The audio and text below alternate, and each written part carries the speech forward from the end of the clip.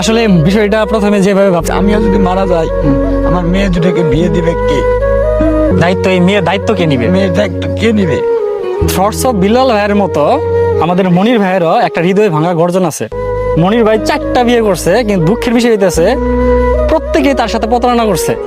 এবং তার প্রথম ওয়াইফ যে ইতালিতে বর্তমানে বসবাস করছে, মনির ভাইয়ের কোনো খোঁজ রাখে নাই। সো আমি মনে করি বিল্লাল ভাইয়ের থেকেও বেশি সব থেকে মর্মান্তিক যে হৃদয় ভাঙা গর্জন, সেটা হচ্ছে মনির ভাইয়ের। তো মনির ভাইয়ের কাছ থেকে আমরা শুনে নিব তার প্রথম স্ত্রী সম্পর্কে। ভাই কিছু বলুন। জি ভাই, আসসালামু আলাইকুম। তবে আমি প্রথম বিয়েটা যে করলাম 12 বছর সংসারের পরে আমার দুটো মেয়ে হইল, একে একে 2টা সন্তান হইল।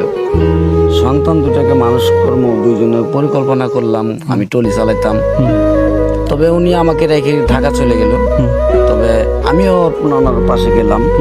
যাওয়ার পরে উনি আমাকে ঘরে রুম ভাড়া, খাওয়া খরচ, দোকান বিল এই সেই রেখে আমার 2 বাবুকে রেখে উনি চলে গেল সৌদিতে। হ্যাঁ, সৌদিতে যাওয়ার পরে আমি বুঝতে পারলাম না সে গার্মেন্টস থেকে সৌদি চলে গেছে। তারপরে গার্মেন্টস ফ্যাক্টরির মালিকের কাছে যাই শুনলাম সে এখন সৌদিতেই নেই, সৌদি থেকে ইটালিতে চলে গেছে। তো আমার মেয়ে দুটো এখন বর্তমানে আস্তে আস্তে দীর্ঘ করে আমি কষ্ট করে মানুষ করলাম। এখন বিয়ের যোগ্য হয়ে গেছে প্রায় মেয়ে দুটো। তবে এখন পর্যন্ত আমার বউয়ের কোনো খোঁজ খবর আমি পাচ্ছি না। তাহলে ভাই আর কোনো ফোন টোন উনি করেন নাই? আপনার সাথে কোনো যোগাযোগ করেন নাই উনি চলে যাওয়ার পরে? না। আচ্ছা, আপনার আমার প্রশ্ন হচ্ছে, আপনি কি তাকে ভালোবাসতেন? ভালো না বাসলে কি আর 2 সন্তানের বাবা হতে পারতাম? আচ্ছা, এত ভালোবাসার পরেও আপনার সন্তান রেখে সবকিছু রেখে সে চলে গেল।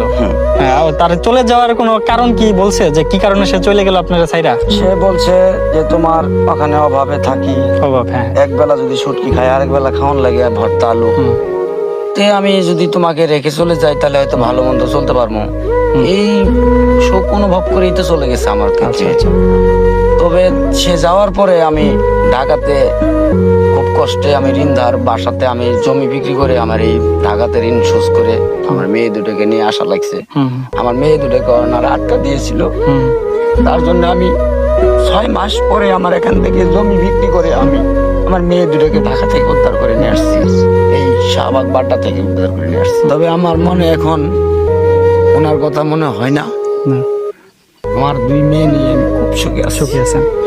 এই মদিল্লা স্পোর্টে পড়ে আছি, গাড়ি চালানি বাদ দিয়েছি, টলি গাড়ি চালানি।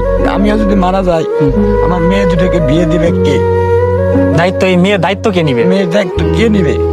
তার বিনিময়ে আমি টলি চালানি বাদ দিতে আমি এই ফুল দিয়ে একটা দোলনা বেঁধে, এখানে অনেক শিশু বাচ্চা কাচ্চা আসে, তাদেরকে আনন্দ দিয়ে 2, 4, 20, 50 টাকা আমি চেয়ে নিয়ে আমার জীবন ভূমিকা করছি।